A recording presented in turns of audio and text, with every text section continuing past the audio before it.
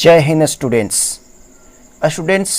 बहुत लंबे समय से 9th क्लास के बच्चों का रिक्वेस्ट था कि सर आप सिर्फ 10th क्लास और 12th क्लास के बच्चों के लिए ही कंटेंट्स बना रहे हैं। तो स्टूडेंट्स मैं एक बात बता देता हूँ कि देखिए सब कुछ देखना पड़ता है, क्लास देखना पड़ता है, ठीक ना। समय इसके लिए बहुत समय की आवश्यकता पड़ती है स्टूडेंट्स के कंटेंट्स बनाने के लिए। तो स्टूडेंट्स चलिए, आप लोगों की शिकायत थी, आज आप लोगों की शिकायत मैं दूर कर दूंगा। जो भी 9th क्लास के बच्चे हैं हमारे इंस्टीट्यूशन के, वो बार बार रिक्वेस्ट कर रहे थे कि सर आप लोग हम लोगों को निगलेक्ट कर रहे हैं। तो ऐसी बात नहीं है स्टूडेंट्स, सब पर हम लोगों का बराबर ध्यान रहता है, लेकिन 10th क्लास और जो 12th क्लास है उन लोगों का थोड़ा सा ध्यान देना पड़ता है, क्योंकि उन लोगों को बोर्ड एग्जामिनेशंस हैं, इसलिए थोड़ा सा ध्यान देना पड़ता है स्टूडेंट्स। खैर चलिए, मैं आज आप लोगों के रिक्वेस्ट पर, ठीक ना, आप लोगों के लिए भी कंटेंट्स लेकर आ गया हूँ। तो स्टूडेंट्स देखिए, आज की जो हमारी टॉपिक है, जैसे कि आप लोगों को थंबनेल में देखा है, ठीक है। तो मैं फ्रांस की ये जो, ठीक ना, आप क्वेश्चन देखिए, फ्रांस की क्रांति ने यूरोपीय देशों को किस प्रकार प्रभावित किया था। आज हम लोग इस क्वेश्चन को डील करने वाले हैं। तो स्टूडेंट देखिए, ये जो क्वेश्चन है आप लोग इसे छोटा मत समझिए, ये बहुत मतलब इसकी जो पॉइंट्स मैंने जो दी है, इसके आंसर जो मैंने करने की कोशिश की है स्टूडेंट्स, ये लगभग 100 टाइप के जो क्वेश्चंस है, ये 3 क्वेश्चन को कवर करेगा। जितने भी पॉइंट्स है वो बहुत इंपॉर्टेंट है और वो 100 टाइप के क्वेश्चन को कवर करेंगे। यदि आप लोग बुक में देखें, अपने टेक्स्ट बुक में देखें, तो उसमें आप देखिए क्वेश्चंस दिया है, उसमें मैं दिखा देता हूँ। जो पॉइंट मैंने ये दिया है, इंग्लैंड पर प्रभाव, ठीक ना, ये जो फ्रांस की क्रांति थी, ठीक ना, ये इंग्लैंड पर क्या प्रभाव डाली थी। तो स्टूडेंट्स ये देखिए, एक क्वेश्चन है, 100 टाइप के क्वेश्चंस में दिए हुए हैं। तो आज मैं, ठीक ना, ये क्वेश्चन जब डील करूँगा, ठीक ना, हालांकि ये लास्ट क्वेश्चन है, मैंने सारे नोट्स करवा दिए थे आप लोगों को, लेकिन जो भी नए व्यूअर्स हैं इस कंटेंट्स को देख रहे हैं, तो मैं उनसे थोड़ा सा माफ़ी चाहूँगा स्टूडेंट्स कि इसमें आप लोगों को केवल एक ही क्वेश्चन इस चैप्टर में, जो ये देखिए चैप्टर नंबर 3 है, ये क्लास 9th का हिस्ट्री का। तो मैं माफ़ी चाहूँगा कि आप लोगों को कहीं क्वेश्चंस मिल रहा है, लेकिन आने वाले अगले चैप्टर से मैं कंटिन्यू सारे क्वेश्चंस आप लोगों को मिलते जाएंगे, और आप लोगों की एग्जामिनेशन के समय तक मैं हो सकता है पीछे वाले जो भी चैप्टर्स हैं उन सभी को मैं डील करूँगा। तो स्टूडेंट्स आप लोग चिंता ना करें, आप लोगों को अब रेगुलर बेसिस में आप लोगों को कंटेंट सब मिलना स्टार्ट हो जाएगा। थोड़ा सा समय की मतलब दिक्कत है, इसीलिए ये मैनेजमेंट थोड़ा सा करना बहुत मुश्किल हो जाता है स्टूडेंट्स। तो चलिए आज हम लोग इस टॉपिक को डिस्कस करते हैं और बेहतर तरीके से जानते हैं कि किस तरीके से ये जो फ्रांस की क्रांति थी ये यूरोपीय देशों को प्रभावित किया था। स्टूडेंट्स, फ्रांस की ये जो क्रांति थी ये बहुत बड़ी क्रांति थी। ये पूरे यूरोप में जितने भी देश थे, ठीक ना, इंग्लैंड, फ्रांस, इटली, जर्मनी, ये सभी देशों को इसने प्रभावित किया था। आज हम लोग बारी बारी से जान लेंगे आखिर ये जो फ्रांस की क्रांति है किस प्रकार से, ठीक ना, किस प्रकार से इन देशों को क्या किया, प्रभावित किया था। तो चलिए स्टूडेंट्स आज टॉपिक को स्टार्ट करते हैं। तो मैं हूँ राम सर और आप देख रहे हैं point of success YouTube channel. तो स्टूडेंट्स चलिए मैं ये एक बार क्वेश्चन फिर से पढ़ देता हूँ। फ्रांस की क्रांति ने यूरोपीय देशों को किस प्रकार प्रभावित किया। चलिए तो आइए हम लोग इसको जान लेते हैं। यहाँ पर मैंने जो आंसर लिखा है स्टूडेंट्स, ये हमारे टेक्स्ट बुक्स है और मैंने इसको सटीक करके लिखने की कोशिश की है। यदि आप लोगों को, मैं हमेशा कहता हूँ स्टूडेंट्स, किसी भी कंटेंट्स में 9th क्लास का हो या 10th क्लास का हो या 12th क्लास का हो, मैं कहता हूँ कि यदि आप लोगों को कमी बेसी लगता है तो आप लोग टेक्स्ट बुक्स में देख कर, ठीक ना, उसमें ऐड कर सकते हैं, है ना स्टूडेंट्स। ये हिस्ट्री है, ठीक ना, इतिहास है। आप लोग कोशिश कीजिएगा तो अच्छे खुद से आंसर बना पाइएगा, बस बात को समझने की आवश्यकता होती है। तो चलिए हम लोग टॉपिक को स्टार्ट करते हैं और सबसे पहले मैं इसको पढ़कर आप लोगों को, ठीक ना, एक बार पढ़ देता हूँ, इसके बाद से मैं समझाने की कोशिश करता हूँ सभी टॉपिक्स को। तो देखिए स्टूडेंट्स, फ्रांस की क्रांति ने निम्न प्रकार से यूरोपीय देशों को प्रभावित किया था, है ना। फ्रांस की क्रांति ने निम्न प्रकार से यूरोपीय देशों को प्रभावित किया था। तो आइए पहला पॉइंट हम लोग देख लेते हैं यहाँ पर, इंग्लैंड पर प्रभाव, है ना। यहाँ पर देखिए इंग्लैंड पर क्या प्रभाव पड़ा था, ठीक ना, इसको हम लोग जान लेते हैं। तो देखिए स्टूडेंट्स, मैंने इसमें लिखा है फ्रांस की क्रांति से प्रभावित होकर अब इंग्लैंड की जनता भी सामंतवाद, ये सामंतवाद अभी मैं बताने वाला हूँ स्टूडेंट्स बढ़िया तरीके से, ठीक ना। पहले एक बार मैं पूरे पढ़ देता हूँ। सामंतवाद के खिलाफ आवाज़ उठाने लगी। फलतः सन 1832 ईस्वी में इंग्लैंड में संसदीय अधिनियम कानून पारित करना पड़ा। इस अधिनियम के अनुसार वहाँ के जमींदारों की शक्ति को समाप्त कर दी गई और जनता के लिए अनेक सुधारों का मार्ग प्रशस्त हुआ। तो ये हमारा पहला पॉइंट था। मैं अभी छोटा शॉर्ट करके मैंने लिखने की कोशिश की है स्टूडेंट्स। तो हम लोग दूसरा पॉइंट अब देख लेते हैं, ठीक है। मैं अभी समझाता हूँ इस चीज़ को, ठीक ना। ज़्यादा लंबा नहीं है, ये बहुत छोटा छोटा मैंने जवाब देने की कोशिश की है इसमें। देखिए इटली पर प्रभाव। स्टूडेंट्स जो हमारे इंस्टीट्यूशन के बच्चे हैं, तो मैंने उन लोगों को जब ये डिस्कस किया था तो बहुत अच्छे से समझाया था, ठीक ना। तो आज फिर से मैं ये याद दिला देता हूँ। देखिए इटली पर प्रभाव क्या पड़ा था, यहाँ पर हम लोग देख लेते हैं। इटली पर प्रभाव। फ्रांस की क्रांति के पूर्व इटली कई छोटे छोटे प्रांतों में विभक्त था, परंतु फ्रांस के इस क्रांति के बाद इटली के विभिन्न भागों में नेपोलियन, ये देखिए मैंने कहा था ये बहुत बड़े नेता थे, नेपोलियन ने अपनी सेनाएं एकत्रित करना शुरू कर दिया था तथा उन छोटे छोटे प्रांतों का एकीकरण कर नेपोलियन ने इटली को एक शक्तिशाली राष्ट्र के रूप में उभारा तथा वहाँ के नागरिकों में राष्ट्रीयता की भावना को जागृत किया। मैं अभी पूर्ण रूप से मैं इसको डिस्कस करने वाला हूँ स्टूडेंट्स, ठीक है, किस प्रकार से नागरिकों में राष्ट्रीयता की भावना जागृत किया था इसने। तो चलिए अगला पॉइंट हम पढ़ देते हैं, इसको आप लोग ध्यान से देखिएगा। अगला हमारा ये जो पॉइंट है, तीसरा पॉइंट, हालांकि मैंने तीन पॉइंट ही, ठीक ना स्टूडेंट्स, लेने की कोशिश की है क्योंकि आंसर लंबा हो जाता है, ठीक ना, और आप लोगों के लिए भी बोझा हो जाता है। इसलिए मैंने जो मेन है मैंने कवर करने की कोशिश की है। जो शॉर्ट टाइप के क्वेश्चंस है उसको लेकर मैंने ये पॉइंट्स दिया है स्टूडेंट्स। तो आइए हम लोग जान लेते हैं जर्मनी पर क्या प्रभाव पड़ा था फ्रांस की क्रांति का।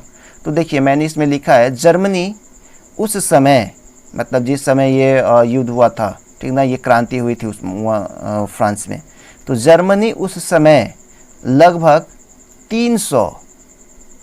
300 छोटे छोटे राज्यों में विभक्त था, जो अब यह नेपोलियन के प्रयासों से मात्र 38 राज्यों में सिमट कर रह गया तथा इन राज्यों में शक्ति का प्रसार हुआ।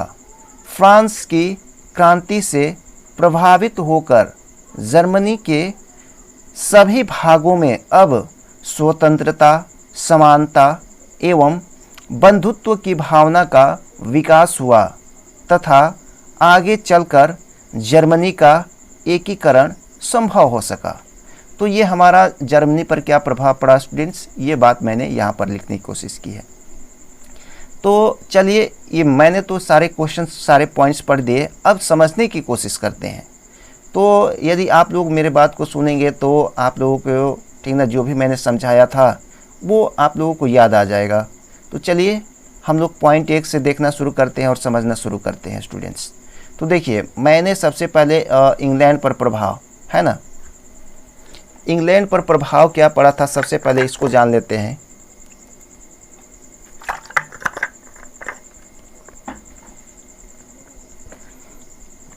देखिए फ्रांस की क्रांति से प्रभावित होकर अब इंग्लैंड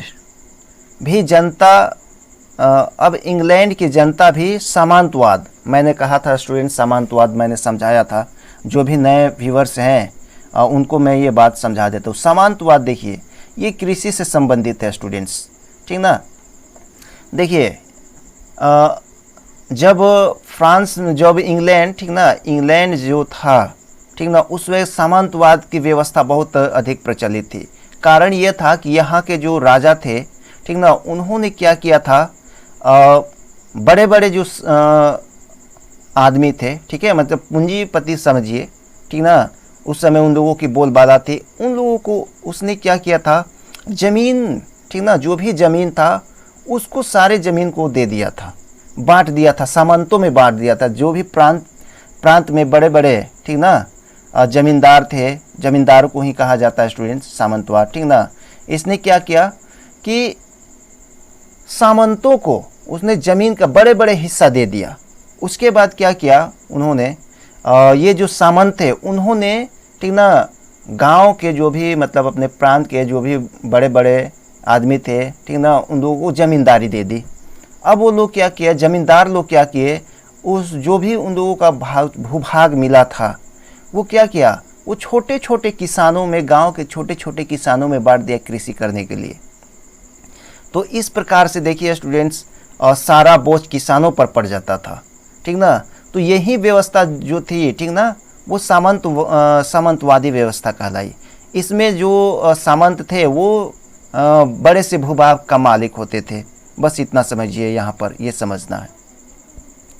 तो ये जो सामंतवाद है, ठीक ना, इसके खिलाफ आवाज़ उठना शुरू हो गया था, क्योंकि बात सही थी स्टूडेंट्स। देखिए जैसे ये जो सामंत थे ये तो बड़े भाग जमींदारों को दे दिया था, ठीक ना। इनको राज्य से, जो राज्य था, सामंतों को बड़ा सा भूभाग मिला था, और इन बड़े से भूभागों को, ठीक ना, थोड़ा सा उसको छोटा छोटा करके इन्होंने जमींदारों को दे दिया था। और जमींदार क्या थे, उसका और छोटा छोटा भाग करके किसानों को दे दिया था। अब किसान जब उस छोटे से भूभाग पर खेती करते थे, तो देखिए एक तो जो जमींदार थे, ठीक ना, जो सामंत थे, उन्होंने एक कर लगा दिया उन लोगों में, ठीक ना, कि हमको इतना चाहिए, इतना भूभाग दे रहे हैं, हमको इतना चाहिए। दूसरी बात, जब जमींदार जो थे, ठीक ना, उस कर की भरपाया करने के लिए अब जो किसान थे जिनको इन्होंने ज़मीन दी थी उससे ज़्यादा लेते थे, ठीक है। सामंत तो कम ही मांगे थे, लेकिन ये उससे दुगुना तीन गुना करके मांगते थे। तो जो किसान थे उन लोगों को, ठीक ना, अनाज का बहुत थोड़ा सा हिस्सा ही बच जाता था, जिससे वो लोग अपने परिवार का पूरे वर्ष तक भरण पोषण नहीं कर सकते थे। इस तरीके से ये जो सामंतवादी व्यवस्था थी ये बहुत मतलब समाज में, ठीक ना, समाज को बहुत नीचा गिरा दिया था, ठीक ना। लोगों में भुखमरी की स्थिति पैदा हो जाती थी, साल भर वो लोग किसी तरीके से अपना गुजर बसर करते थे, ठीक ना। तो इस तरीके से इस सामंतवादी व्यवस्था के कारण जो जनता थी वो त्रस्त थी। इसलिए अब जब फ्रांस की क्रांति हुई थी, फ्रांस में जो क्रांति हुई थी, वहाँ पर लोगों ने, ठीक ना, इसी का तो विरोध किया था, है ना स्टूडेंट्स। मैंने पिछले जो सवाल आप लोगों को लिखवाया था, ठीक ना, और जो नए हैं मैं उन लोगों को बता दूं कि जो फ्रांस में जो क्रांति हुई थी, यही जो घटना, ठीक ना, फ्रांस में, तो देखिए वहाँ पर लोग रोटी दो का नारा, इसी के कारण से, ठीक ना, बहुत सारे ऐसी घटना घटी थी कि उन लोगों को रोटी दो के नारे लगाते हुए लोग जा रहे थे, ठीक ना। लेकिन ये जो वहाँ का जो राजा था, तत्कालीन राजा था फ्रांस का, उसने उन लोगों पर, ठीक ना, गोलियां बरसाने का हुक्म दे दिया था। तो बहुत बड़ी बड़ी ऐसे घटनाएं घटी थी। तो देखिए जब ये फ्रांस आज़ाद हो गया, ठीक है, ये यहाँ पर स्वतंत्र हो गए लोग, तो इसी से प्रभावित होकर, ठीक ना, इंग्लैंड के लोग भी अब सामंतवादी व्यवस्था के खिलाफ आवाज़ उठाना शुरू कर दिया था। तो फलतः सन 1832 ईस्वी, ठीक है, 1832 ईस्वी में इंग्लैंड में, ठीक ना, बहुत मतलब यहाँ पर जो भी उस समय के जो सामंती व्यवस्था थी उसके विरोध में इतना मतलब लोगों ने, ठीक ना, मिलकर आंदोलन किया कि वहाँ की जो संसद थी, ठीक ना, वो क्या की, एक संसदीय अधिनियम पारित, कानून को पारित किया, ठीक है। मतलब अब क्या होगा, पहले सीधे राजा के हाथों में था वो सारा चीज़, लेकिन अब एक संसद थी, संसद का निर्माण किया गया, संसदीय व्यवस्था अधिनियम कानून को लागू किया गया कि कोई भी निर्णय अब संसद में जो व्यक्ति मनोनीत हैं उसके द्वारा निर्णय लिया जाएगा। तो इस तरीके से संसदीय अधिनियम कानून को पारित किया गया, और इस अधिनियम के अनुसार वहाँ के जो जमींदार थे, ठीक है। अब जमींदारों की जो शक्ति थी उसको समाप्त कर दिया गया कि अब जमींदार नहीं रहेंगे, सामंत जमींदार जब नहीं रहेंगे, ठीक ना, तो सामंतवादी व्यवस्था को भी ख़त्म कर दिया गया। इस तरीके से जब उनकी शक्ति समाप्त हुई तो जनता में, ठीक ना, अनेक प्रकार से सुधारों का मार्ग प्रशस्त हुआ, क्योंकि उन लोगों को अब कृषि करने के लिए बहुत मौका मिल गया, ठीक ना, और देश की अर्थव्यवस्था, ठीक है, बहुत हद तक कृषि पर ही टिकी रहती है स्टूडेंट्स। तो इस तरीके से जो वहाँ के किसान थे उन लोगों को बहुत सारी सुविधाएं भी प्रदान की गई, जिससे वहाँ की आर्थिक व्यवस्था जो थी इंग्लैंड की वो अब धीरे धीरे, ठीक ना, धीरे धीरे बहुत उच्च स्तर तक पहुँच गई। तो आइए अब हम लोग दूसरा पॉइंट देख लेते हैं यहाँ पर, इटली पर प्रभाव। ठीक है, इटली पर क्या प्रभाव पड़ा फ्रांस की क्रांति का, ये देख लेते हैं। तो फ्रांस की क्रांति के पूर्व इटली कई छोटे छोटे प्रांतों में विभक्त था। देखिए उस समय तो कोई खास मतलब शासन व्यवस्था तो थी नहीं वहाँ, छोटे छोटे प्रांत, ठीक ना, छोटे छोटे कबीलाई टाइप के उस समय वहाँ पर था। ठीक है, तो कोई सरदार होता था, वहाँ का एक सरदार होता था, वही देख रेख करता था। तो इस तरीके से वो कई छोटे छोटे प्रांतों में विभक्त था स्टूडेंट्स इटली। तो देखिए, लेकिन जब फ्रांस की जो क्रांति हुई, इससे लोगों को यह पता चला कि फ्रांस जो है, ठीक ना, वहाँ के लोग किस तरीके से सशक्तिकरण प्राप्त किया है, किस तरीके से अपनी आज़ादी को प्राप्त किया है। इसलिए वहाँ की जनता भी अब, ठीक ना, चाहती थी कि किसी भी तरीके से करके हम लोग एक गुट हो जाए। लेकिन जो वहाँ के सरदार थे वो लोग इकट्ठा नहीं होना चाहते थे, क्योंकि वो यदि इकट्ठे हो जाते तो फिर उन लोगों की जो शासन थी वो ख़त्म हो जाती, इसलिए वो अलग अलग ही रहना चाहते थे। लेकिन देखिए इस क्रांति के बाद, मतलब फ्रांस के इस क्रांति के बाद इटली के विभिन्न भागों में नेपोलियन ने अपनी सेनाएं एकत्रित करना शुरू कर दिया। अब देखिए, अब नेपोलियन मैंने बताया था स्टूडेंट्स, ठीक ना, नेपोलियन एक बहुत मतलब शक्तिशाली, ठीक ना, कि ये सेनापति था ये, ठीक ना। इसने क्या किया था, इसका पूरा नाम नेपोलियन बोनापार्ट है स्टूडेंट्स, ठीक ना। तो नेपोलियन बोनापार्ट ने क्या किया, जो भी प्रांत थे, छोटे छोटे प्रांत थे इटली के, वहाँ पर इसने क्या किया, सेनाओं को एकत्रित करना शुरू कर दिया। इस प्रांत से लिया, उस प्रांत से लिया, ठीक ना, सभी प्रांतों से इसने सेनाएं इकट्ठा करना शुरू कर दिया। अब ये एक बहुत महत्वाकांक्षी था नेपोलियन, इसलिए इसके विचारों से बहुत प्रभावित थे वहाँ के युवा जो थे, ठीक ना। ये जहाँ पर भी जाता था ये बोल देता था, ठीक ना, आप लोग सैनिक में भर्ती हुई है, थोड़ा सा बोल दिया, जो वहाँ के युवा थे एकदम उतावले हो जाते थे कि नहीं, हम लोग सेना में भर्ती होना है। तो इस तरीके से जो भी छोटे छोटे प्रांत थे, सभी छोटे छोटे प्रांतों से इसने, ठीक ना, एक जगह, ठीक ना, जो भी युवा थे उन लोगों को ये इकट्ठा कर लिया और एक बहुत बड़ी सेना का निर्माण कर लिया, ठीक ना। तो इस तरीके से जब वो सेनाएं एक जगह इकट्ठा हुए और साथ मिलकर लगातार युद्ध जीतना शुरू कर दिया, ठीक ना, तो इस तरीके से लोगों के भाव विचार मिलना शुरू हो गया, ठीक ना। जो भी सैनिक थे उन एक साथ मिलकर एक समान, ठीक ना, सभी लोग मिलजुल कर युद्ध को लड़ते थे, जीतते थे। इस तरीके से उनके बीच जो ये अलग अलग प्रांतों में थे, अलग अलग तरीके से उन लोगों के भाव विचार थे, ठीक ना। तो अब उनके भाव विचार अब मिलने लगे थे, ठीक ना। सबसे बड़ी शक्ति यही थी उन लोगों की। अब जो ये बिखरे हुए सोच था, अब एकजुट होकर वो लोग सोचने लगे थे। तो इस तरीके से जो इटली थी, ठीक ना, जो छोटे छोटे प्रांत थे उनका एकीकरण हो गया।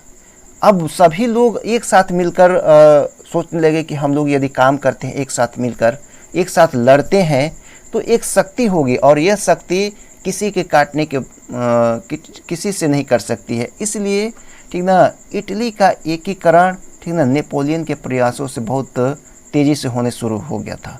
तो इस तरीके से नेपोलियन ने इटली को एक शक्तिशाली राष्ट्र के रूप में उभारा। अब मान लीजिए जो भी सैनिक थे, ठीक ना, इटली के इन छोटे छोटे भागों से मिलकर आए, लड़े साथ में, ठीक ना, तो एक बहुत बड़ी शक्ति बन गई इटली, ठीक है स्टूडेंट्स। और तथा वहाँ के जो नागरिक थे, ठीक ना, उनमें राष्ट्रीयता की भावना जागृत किया गया, ठीक ना। देखिए राष्ट्रीयता की भावना, यानी कि जब वो लोगों की सोच जो थी एक हो गई, ठीक ना, अपने देश के बारे में वो लोग सोचना शुरू कर दिया, अपनी आज़ादी के बारे में जब वो लोग सोचना कर दिया, तो उसी को ये राष्ट्रीयता कही जाती है, ठीक ना। अपने राष्ट्र के प्रति, ठीक ना, सोचना, अपने राष्ट्र के प्रति उत्तरदायी होना, ठीक ना, ये राष्ट्रीयता कहलाती है। तो इस तरीके से स्टूडेंट्स, ठीक ना, ये जो वहाँ के इटली के जो लोग थे, उनके अंदर राष्ट्रभक्ति, ठीक ना, देशभक्ति की भावना का बहुत ज़्यादा प्रसार हुआ। इस तरीके से लोग अब एकजुट होकर सोचना शुरू कर दिया और इस तरीके से धीरे धीरे करते करते इटली का एकीकरण संभव हो सका। तो ये थी हमारी दूसरी पॉइंट। अब तीसरी पॉइंट को देख लेते हैं। यहाँ पर जर्मनी भी सेम वही वैसा ही वहाँ पर भी था स्टूडेंट्स। देखिए जर्मनी पर प्रभाव।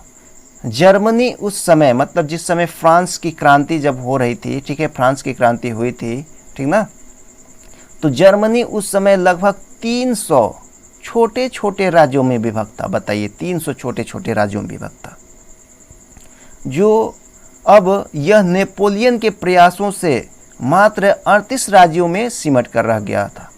देखिए स्टूडेंट्स, ये नेपोलियन जो था ये बहुत बड़ा काम किया था स्टूडेंट्स, ठीक ना।